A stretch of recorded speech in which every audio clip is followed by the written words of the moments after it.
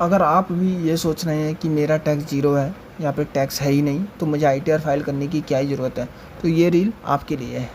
एक ITR skip करना आपको हज़ारों रुपए का नुकसान करा सकता है।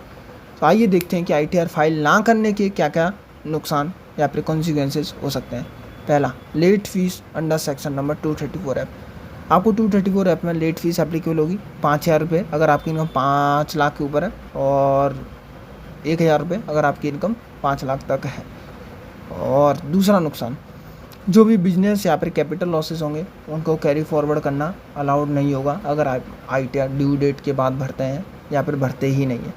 तीसरा नुकसान, अगर आपके आईटीआर में टैक्स पेबल आ रहा है तो आपके ऊपर section number 234A, 234B and 234C का इंटरेस्ट लगेगा और लगता रहेगा जब तक कि आप आईटीआर नहीं भर देते या फिर टैक्स पे नहीं कर देते।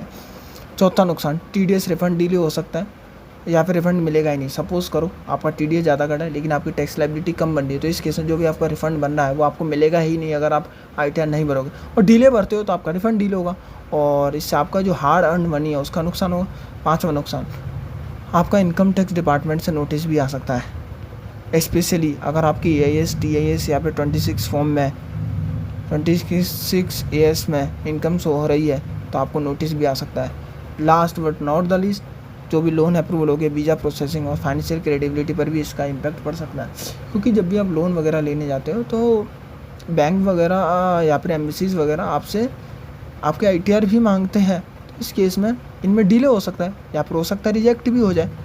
इसीलिए शेयर करो इस रील को उस दोस्त के साथ जो हर साल बोलता है कि मेरा टैक्स ज़ीरो है तो मुझे आईटीआर फाइल करने की क्या ज़रूरत है, और फॉलो करो हमारे चैनल को for simple finance and tax content.